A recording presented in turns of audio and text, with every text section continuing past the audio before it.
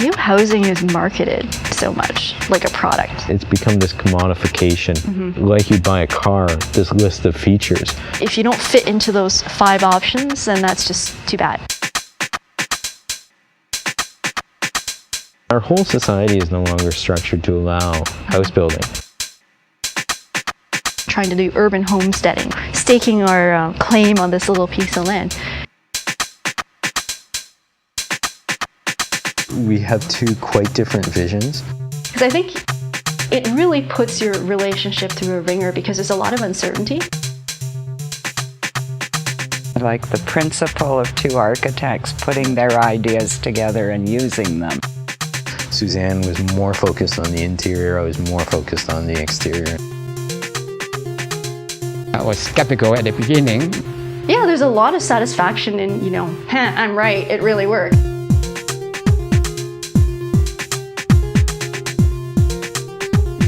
It puts couples under a lot of stress. I didn't actually pick up the phone and call a divorce lawyer. When I leave this place, when I leave this foul place, I will prove you all wrong, And so this house is a little bit of a, screw you, we were right.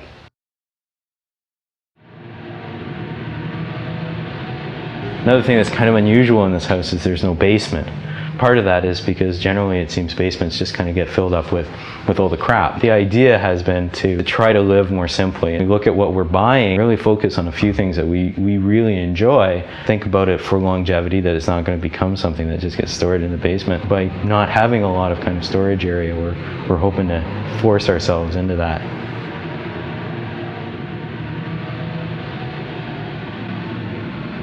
Laneway.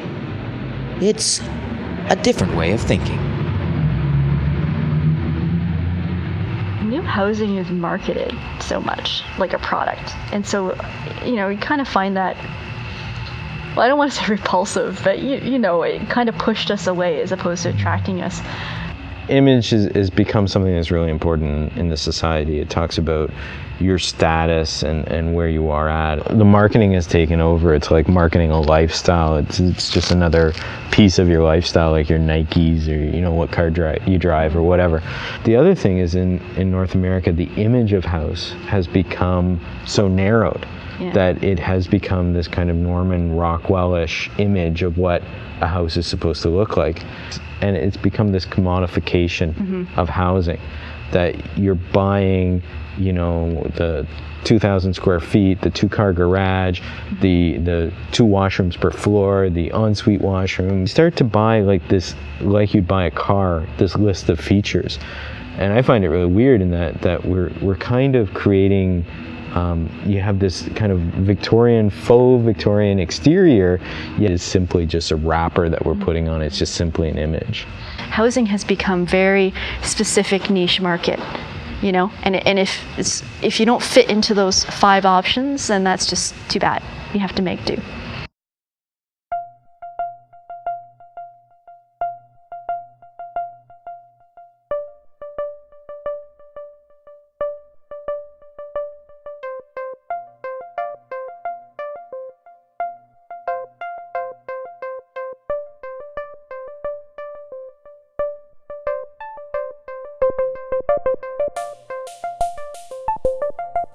The primary kind of design intent, I guess, of the house is to recreate a courtyard house, although modified to fit into the Canadian context as far as, just the heat and the cold. So we've created this kind of indoor-outdoor courtyard space. The other thing that is being on an alleyway is you wanted to enclose the space to a certain extent. So right across, which you can't see right here, but roughly where those line of concrete blocks is, there'll be a 1-story garage that will kind of enclose the space so that, we're creating kind of an inner sanctum. The indoor section continues on into the house, and it's expressed as a 2-story high space that's separated from the outside by the 2 stories of glass. This is all south facing, so the screening blocks the summer sun and allows the winter sun in. Primarily our heat is from the passive solar, so we need to get as much sun as possible in during the winter months so that it's heating up all the heavy elements, all the concrete here. So it acts as a flywheel. It gets heated up during the day and then releases the heat at night. So it has 2 functions. One, it reduces the temperature inside during the day, because it's absorbing all that heat, and at night it's releasing its heat, so it's warming up the space. Kitchen is on this side, so it's located just off the big two-story space, so it becomes the central focus, the kind of heart of the house. See what's going on upstairs from the kitchen and vice versa, which again has an opening out onto a deck. The whole idea being indoor-outdoor, so the whole house expands in the summer and then it kind of compresses in the winter, and kind of like you get cozy in the winter. So the house does the same thing. And then the kitchen itself, it's just built out of reused metal shelving that we got from a scrapyard, and plywood that was left over from the exterior. So again, we've tried to just, make reuse one of the key elements of the house. Reduce, reuse, recycle. So, we're trying to reduce space by being as small as possible and expanding that in the summer. We reuse a lot of material, and then the house itself is designed to be recycled or reused. You notice a lot of the materials are not typical of what you'd find in residential construction. Concrete block, the steel deck. But when this house is no longer used either as a residence, it's very flexible because of the large spans. The only load-bearing walls are the concrete block walls on either side, so it's very flexible. It could be used as an office or turned back into a warehouse type space or whatever else. And then even at that point, when the building's finally done its life, you can actually take it all apart. You can reuse the steel beams, so the whole house can be deconstructed in a way that it can be easily recycled.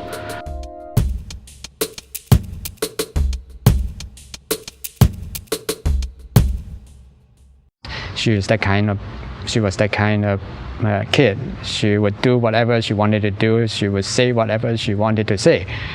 And so by Christmas time, we got our first report card, and for Suzanne. So we look at it. There was one sentence saying there, Suzanne doesn't want to do what she was told to do. Period. In other words, she just do whatever she wanted to do. Doesn't matter whether it was the teacher who was telling her or anybody else. And I said to myself, and said to my wife, I said, isn't that true? It's not news to me. I could have written that report myself. At that time, I was worried. She doesn't want to listen to anybody. Gee, what I'm going to do? She's going to be kicked out of school. Problem kid. But she turned out okay. It was okay. He's always been interested in the way city's been laid out. His whole bedroom, when he was small, was a city. He had little tiny street signs taped on toothpicks all over, and his carpet at that time was a whole bunch of squares that we had stuck on a piece of carpet. So he made those into parks and streets, and he put houses on the corners. You couldn't walk there safely, but it was all very carefully planned out. I'm glad that my kids would be born here and brought up here rather than in Hong Kong, because her philosophy about life and doing things would be completely different. And she won't be building a house like this. Probably she will be running around making money rather than building a house like this. When we first decided to do this, I didn't really tell my parents, because my dad's can be pretty conservative about stuff like that. I thought he'd freak out.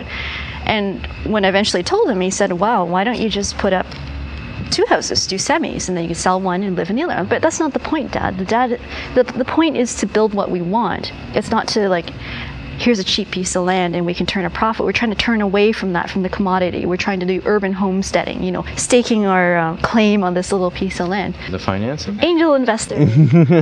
Otherwise, bank of Mom and Dad. We were very lucky in that my mother believed enough in us to basically put her house on the line so that we could get a secured line of credit. Otherwise, it would have been very difficult. Our whole society is no longer structured to allow house building. Basically, what we'd have to do, the other way of doing it is what they call builder's mortgage, where they will lend you the value of the piece of land. Which in our case wasn't much. Which wasn't much compared to the construction costs. So you kind of stymied in a way. Unless you've got some access to funds other than, through a bank, well, you're Mr. and Mrs. Joe Average or Mr. and Mr. Joe Average, and you go to the bank and say, listen, have this piece of land, please lend me $300,000 so I can build it. Well, who the heck's going to give you that money? But if you say, I want to buy this thing that has, you know, the attached garage, air conditioning, finished basement. Oh, here you go, have 500,000.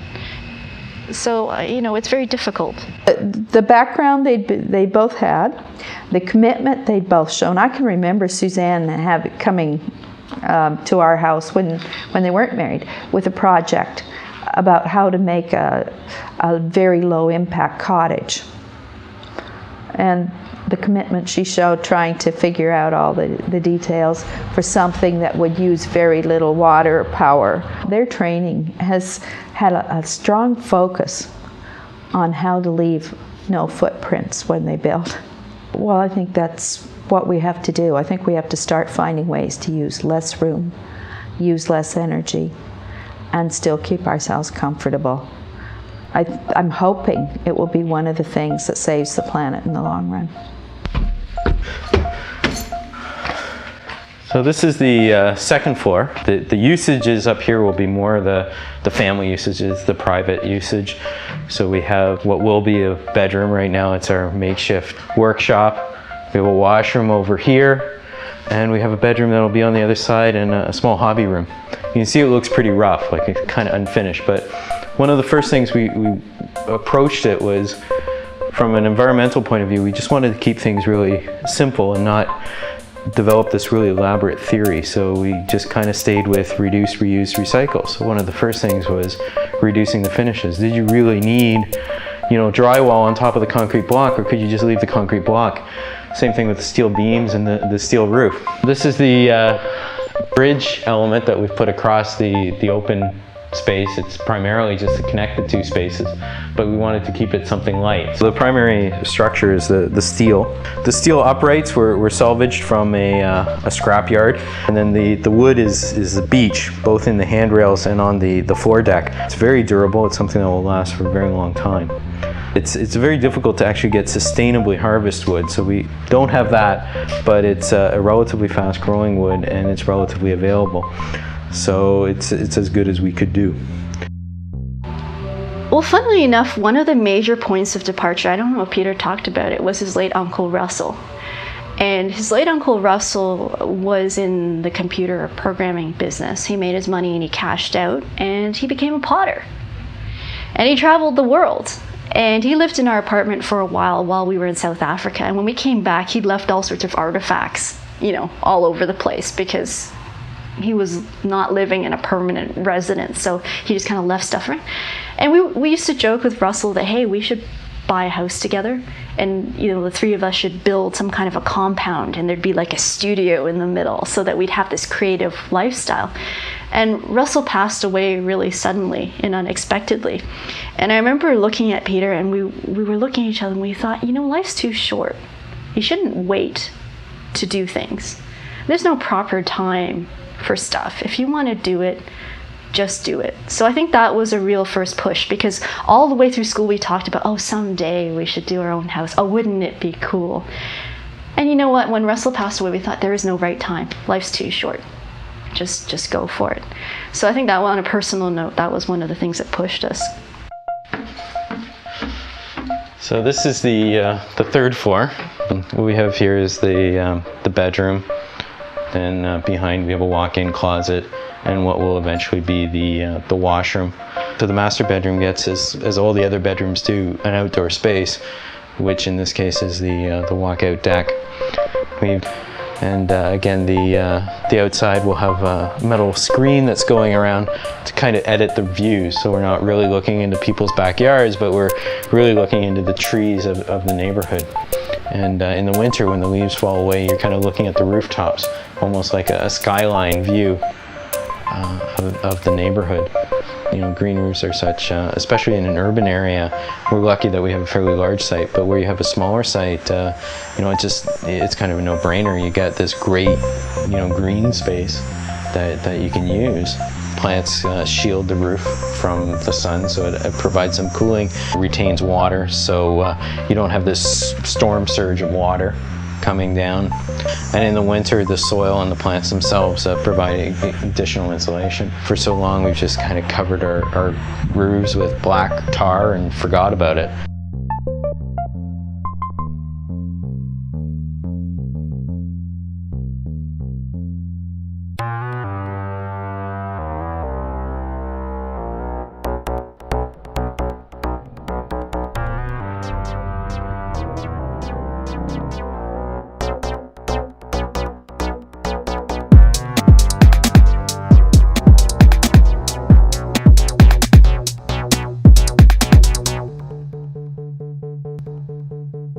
It's been very difficult. I won't pull any punches.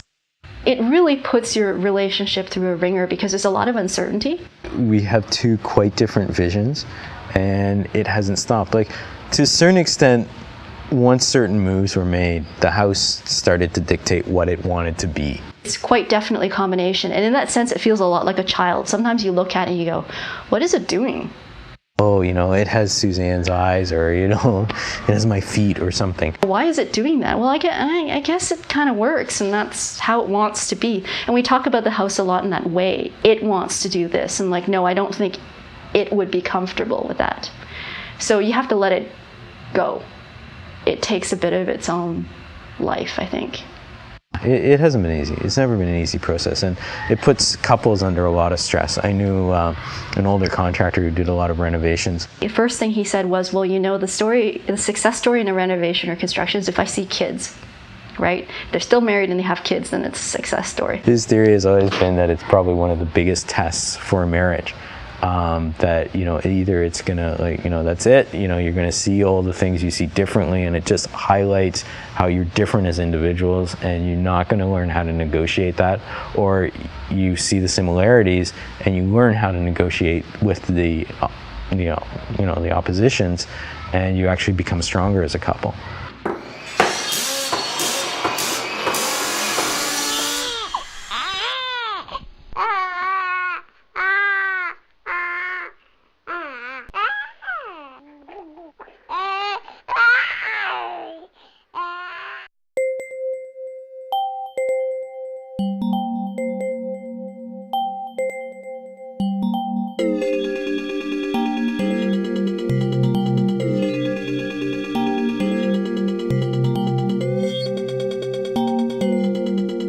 Biggest fight or the most recent fight? Because the most recent always seems like the biggest. We designed together by arguing, so the arguments are integral, and every major design decision came as a result of a vigorous debate.